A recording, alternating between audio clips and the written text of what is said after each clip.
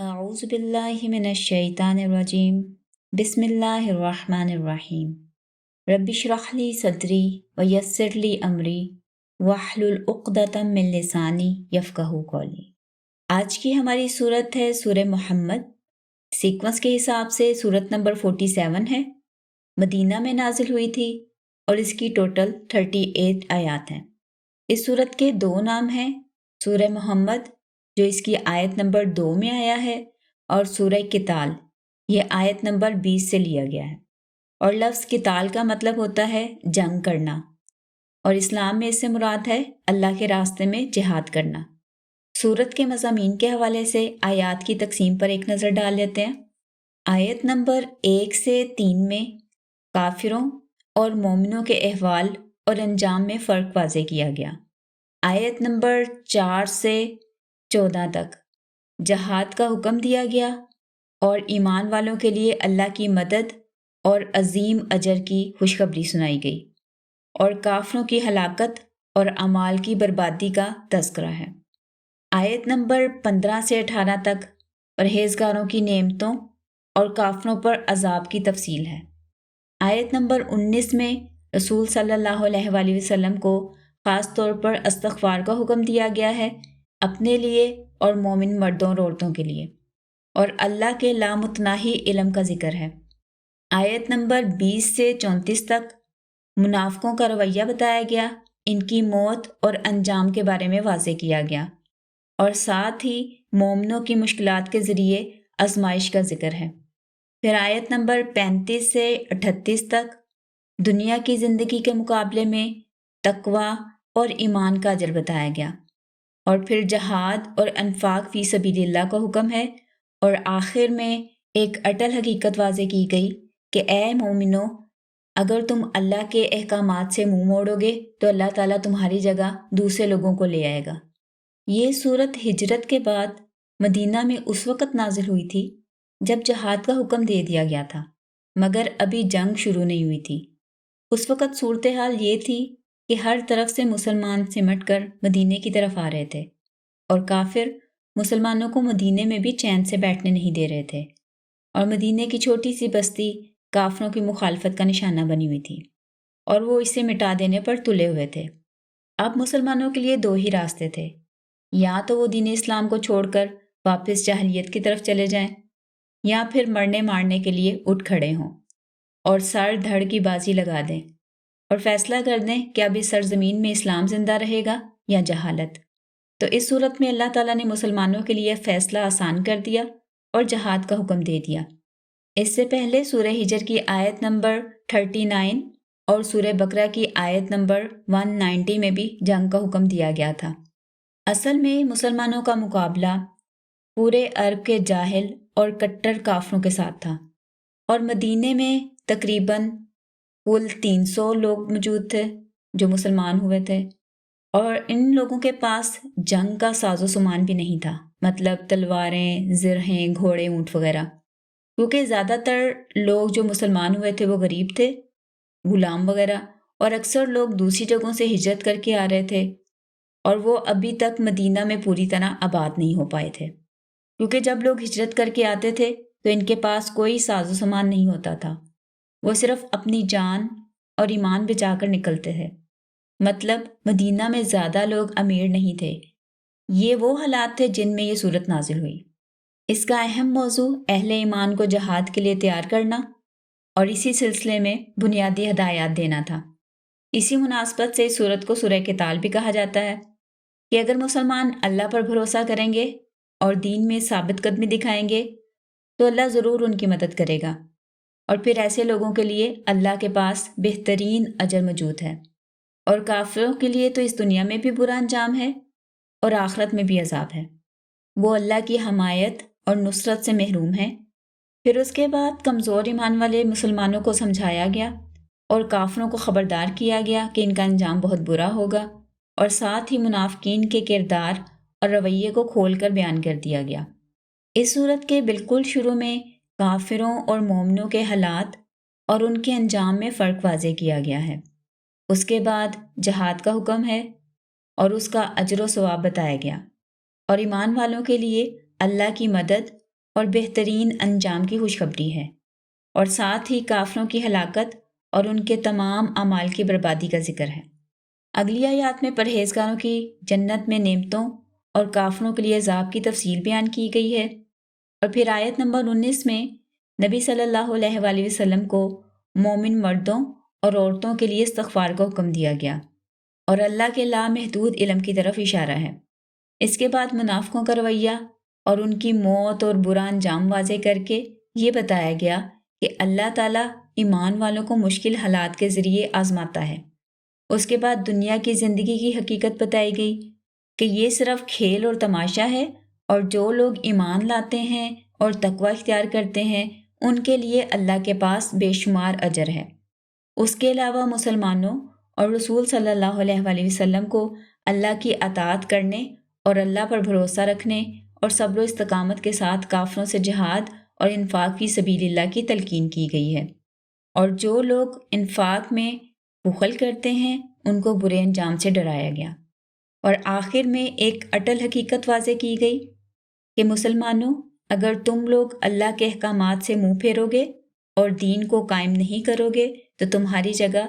اللہ تعالیٰ دوسرے لوگوں کو لے آئے گا، یعنی تمہاری جگہ کوئی اور قوم ہے اس کو اللہ تعالیٰ اس کے لیے سلیکٹ کر لیں گے اور پھر ان کو دنیا کی اقتدار جو ہے وہ عطا کریں گے۔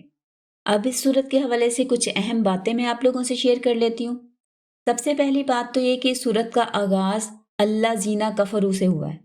یعنی شروع میں نہ تو اللہ تعالیٰ کی کوئی تعریف، نہ قرآن کی کوئی قسم یا قرآن کے کوئی اوصاف، کچھ نہیں آیا، ڈائریکٹ کافروں کا بات جو ہے وہ شروع ہوئی ہے۔ اور وہ بھی اللہ زینہ بیسیکلی اسم موصول ہوتا ہے کہ جیسے پیچھے کسی بات کا ذکر چل رہا ہو تو اس کے لیے یہ لفظ استعمال کیا جاتا ہے، لیکن یہاں پہ تو بالکل سٹارٹ ہے، وہ پیچھے کوئی بات ہی نہیں ہے، تو یہ ایک منفرد انداز ہے صورت کے سٹارٹ ہونے کا۔ پھر دوسرا یہاں پہ آیت نمبر 2 میں آتا ہے والذین آمنوا وعملوا الصالحات وآمنوا بما نزل علی محمد وہو الحق۔ اب یہاں پہ جو ایمان والے لوگوں کا پہلے ذکر کیا گیا والذین آمنوا وعملوا الصالحات، یعنی وہ پہلے ہی ایمان لائے ہیں، اور مطلب ظاہری بات ہے قرآن رسول صلی اللہ علیہ وسلم محبت پر ہی نازل ہوا، تو یہاں پہ خاص طور پر محمد صلی اللہ علیہ وسلم کا علیحدہ نام جو ہے وہ مینشن کیا گیا۔ اس سے مراد یہ ہے کہ جیسے رسول صلی اللہ علیہ وسلم پر کوئی باتیں جو ہیں اللہ تعالیٰ قرآن کے ذریعے وحی کرتے تھے، اور کچھ وحی جو ہے وہ پوشیدہ ہوتی تھی، یعنی جو رسول صلی اللہ علیہ وسلم کو ڈائریکٹ ان کے دل میں اللہ تعالیٰ بات بتا دیتے تھے، یا علیحدہ سے حضرت جبرائیل آ کے کوئی انسٹرکشن دے دیتے تھے، لیکن وہ قرآن کا حصہ نہیں ہوتی تھی۔ لیکن حضور صلی اللہ علیہ وسلم کی ہر بات، ہر حکم، ہر قدم اللہ تعالیٰ کے حکم کے مطابق ہی ہوتا تھا۔ تو یہاں پہ مراد ہے حضور صلی اللہ علیہ وسلم کی پرسنل باتیں، یعنی احادیث جن کو ہم کہتے ہیں، جو قرآن کا حصہ نہیں ہے۔ حضور صلی اللہ علیہ وسلم پہ جو وحی نازل ہوئی تھی اس کو 2 حصوں میں علماء جو ہیں وہ ڈیوائیڈ کرتے ہیں، وحی مطلوع اور غیر مطلوع۔ مطلوع کا مطلب جس کی تلاوت کی جاتی ہے، اس سے مراد ہے قرآن، اور غیر مطلوع یعنی جو احادیث میں آتی ہیں چیزیں۔ پھر اس کے بعد آیت نمبر 4 میں ہے کہ اللہ تعالیٰ چاہتا تو کافروں سے خود ہی بدلہ لے لیتا، یعنی ان سب کو ہلاک کر دیتا، لیکن یہ جو جنگ اللہ تعالیٰ نے چوز کی ہے اس کی ریزن یہ ہے کہ اللہ تعالیٰ چاہتے ہیں کہ تم میں سے بعض کو بعض کے ذریعے آزمائیں، یعنی مومنوں کا جو ایمان ہے، مومنوں کا جو اللہ تعالیٰ پہ بھروسہ ہے، اس کو ٹیسٹ کیا گیا اس جنگ وغیرہ کے ذریعے، اور جو کافر ہیں ان کو مسلمانوں کے ہاتھوں عذاب دیا گیا، یعنی اللہ تعالیٰ کی طرف سے سزا دی گئی۔ اور دوسری یہ ہے کہ یہ لوگ جو تھے مکہ والے اور مدینہ میں جو لوگ ہجرت کر کے آئے تھے، مکہ والے سارے ان کے رشتہ دار ہی تھے، یعنی ان کے فیملی کے لوگ تھے، اور اپنے فیملی کے لوگوں سے جنگ کرنا سب سے زیادہ مشکل ہوتا ہے۔ تو اللہ تعالیٰ نے یہ جو مہاجر تھے ان کو مزید آزمایا کہ یہ لوگ اپنے فیملی کے خلاف اللہ کے لیے جنگ کر سکتے ہیں کہ نہیں۔ اور پھر اس کے بعد اسی آیت میں مسلمانوں کے لیے خوشخبری بھی ہے کہ جو لوگ اللہ کے راستے میں شہید ہو جاتے ہیں، قتلوا فی سبیل اللہ، تو اللہ تعالیٰ ان کے کوئی اعمال ضائع نہیں کرتے، اور اللہ تعالیٰ ان کے ساری اگر کوئی غلطیاں کوتاہیاں ہوتی ہیں تو اللہ تعالیٰ ان کو بھی معاف کر دیتے ہیں، اور یعنی ان کے حال کی اصلاح کر دیتے ہیں، اور انہیں جنت میں داخل کرتے ہیں، وہ جنت جس کا انہوں نے اللہ تعالیٰ نے پہلے ہی ڈیٹیل انہیں بتا رکھی ہے، یعنی وہ اس جنت سے اچھے طریقے سے واقف ہیں، اس جنت میں اللہ تعالیٰ انہیں داخل کریں گے۔ اور پھر آیت نمبر 7 میں الفاظ آتے ہیں ان تنصر اللہ ینصرکم ویثبت اقدامکم، کہ اگر تم اللہ کی مدد کرو گے تو اللہ ضرور تمہاری مدد کرے گا اور تمہارے قدموں کو یعنی ثابت قدم رکھے گا۔ پھر آیت نمبر 11 میں ایک الفاظ ہیں ذالک بأن اللہ مولی الذین آمنوا وأن الکافرین لا مولی لہم، کہ اللہ تعالیٰ نے جو مسلمانوں کے یہ نصرت اور فتح اور مدد کی ہے، یہ اس لیے کہ اللہ تعالیٰ مسلمانوں کا ولی ہے، اللہ تعالیٰ مسلمانوں کو سپورٹ کرنے والا ہے، اور جو کافر ہیں ان کا کوئی سپورٹر نہیں ہے، ان کا کوئی مولا نہیں ہے۔ پھر اگلی آیات میں مسلمانوں کے لیے جو مومن ہیں ان کے لیے جو جنت ہے اس کی ڈیٹیل بتائی گئی، اور اس میں 4 قسم کی نہروں کا ذکر ہے، یعنی پانی کی نہر جس کا ذائقہ نہیں بدلے گا۔ مطلب اب دیکھیں دنیا میں ہم پانی اگر کسی برتن میں کسی جگہ پہ سٹور کرتے ہیں تو کچھ دنوں کے بعد اس میں سے اسمیل آنے لگتی ہے، لیکن جو جنت کی نہر ہے وہ ایسا پانی ہوگا کہ اس میں کبھی اس کا اسمیل نہیں آئے گی اس میں۔ اور پھر اس کے بعد دودھ کی نہر کا ذکر کیا گیا، اور اس کے بارے میں بتایا گیا کہ جس کا ذائقہ چینج نہیں ہوگا، جیسے دودھ کئی دفعہ اگر باہر پڑا رہ جائے، فریج میں نہ رکھیں تو اس کا ذائقہ بدل جاتا ہے اور وہ پھٹ جاتا ہے، تو جو جنت کی نہر ہے اس کا ذائقہ بھی نہیں بدلے گا۔ پھر اس کے بعد شراب کی نہر کے بارے میں ذکر کیا گیا کہ جو پینے والوں کے لیے سراسر لذت ہوگی، یعنی اس میں کسی قسم کی کوئی اسمیل، کوئی برا ایفیکٹ نہیں ہوگا اس میں، جیسے یہاں پہ دنیا میں جو شراب ہے اس کے اندر سے گندی اسمیل بھی آتی ہے اور اس کے بیڈ ایفیکٹس بھی ہوتے ہیں، تو جو جنت میں شراب کی نہر ہوگی وہ سراسر لذت ہوگی۔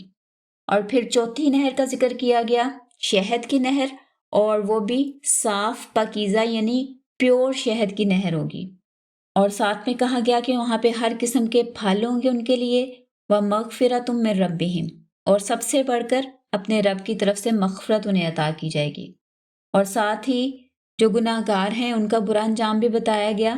کہ وہ ہمیشہ آگ میں رہیں گے اور انہیں گرم ابلتا ہوا پانی پلایا جائے گا،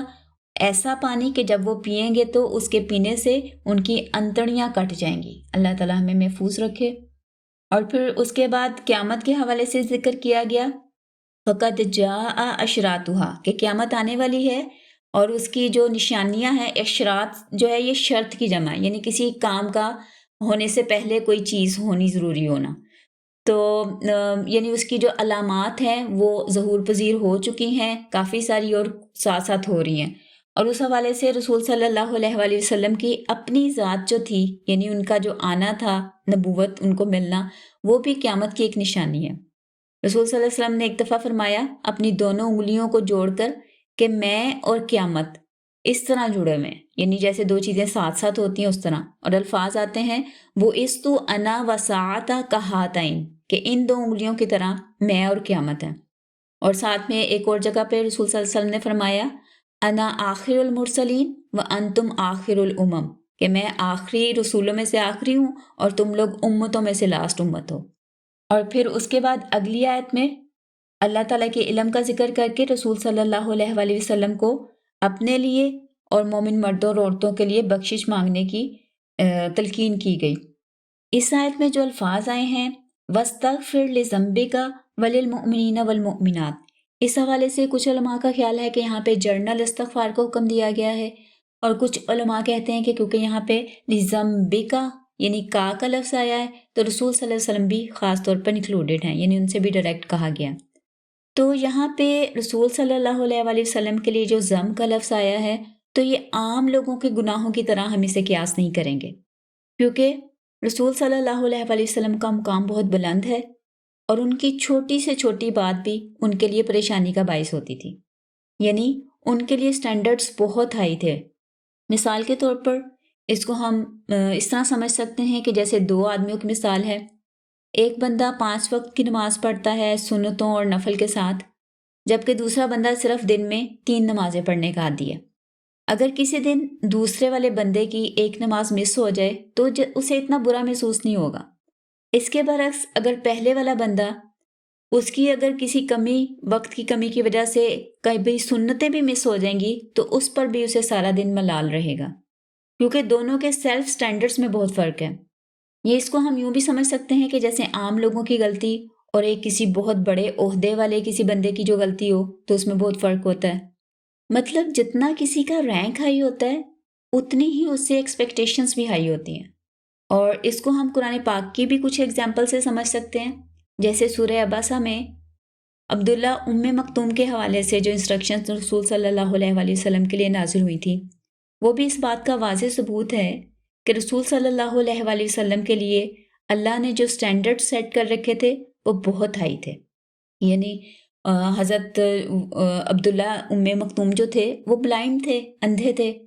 اور جب آ کے انہوں نے رسول صلی اللہ علیہ وسلم سے کوئی بات پوچھنی شروع کی کہ مجھے اسلام کے بارے میں بتائیں، تو اب وہ نہیں دیکھ رہے تھے کہ حضور صلی اللہ علیہ وسلم جو ہیں وہ کسی امپورٹنٹ میٹنگ میں ہیں. اس وقت حضور صلی اللہ علیہ وسلم کافروں سے، سرداروں سے بات کر رہے تھے،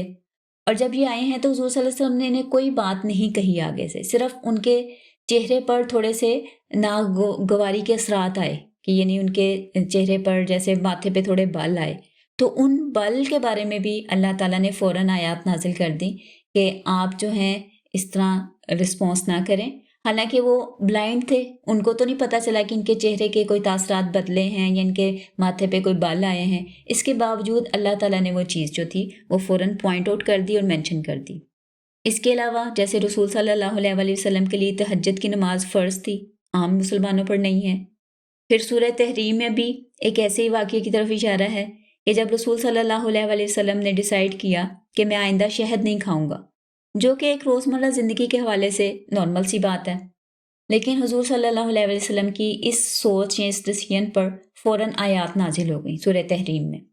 تو یہاں پہ رسول صلی اللہ علیہ وسلم کے لیے جو ضم کا لفظ آیا ہے وہ بہت ڈفرینٹ معنی میں ہوگا. پھر اس کے بعد آگے آیت نمبر 21 میں 2 ہمت کے کام مینشن کیے گئے، ایک اللہ کی اطاعت اور دوسری بہترین طریقے سے بات کرنا. پھر آیت نمبر 24 میں ایک بڑی مشہور آیت مینشن کی گئی، افلا یتدبرون القرآن ام علی قلوب اقفالها، تو کیا یہ قرآن پر غور نہیں کرتے یا ان کے دلوں پر تالے لگے ہوئے ہیں. اور پھر اس کے بعد کافر اور گناہ گار لوگوں کی موت کا حال بتایا گیا کہ جب فرشتے ان کی جانیں یا ان کی روح قبض کرنے آتے ہیں تو ان کے چہروں پر، ان کی پیٹھوں پر مارتے ہوئے ان کی روح نکالتے ہیں. اور یہ اس لیے ان کا یہ حال ہوتا ہے کیونکہ وہ اللہ تعالیٰ کی ناراضگی کو پسند کرتے ہیں اور اللہ کی رضا کو ناپسند کرتے ہیں، تو اس وجہ سے ان کے اعمال جو تھے وہ سارے ضائع ہو گئے. اور پھر دنیاوی زندگی میں تکلیفوں اور آزمائشوں کے حوالے سے اللہ تعالیٰ نے کہا کہ ہم ضرور تمہیں آزماتے ہیں تاکہ پتہ چل جائے کہ کون لوگ صبر کرنے والے واقعی ہیں اور اللہ کے راستے میں جہاد کرنے والے ہیں، یعنی اللہ کے راستے میں کوشش کرنے والے، اور اللہ تعالیٰ جو ہے وہ تمہارے بارے میں معلوم کر لیں. پھر دنیاوی زندگی کے حوالے سے بتایا گیا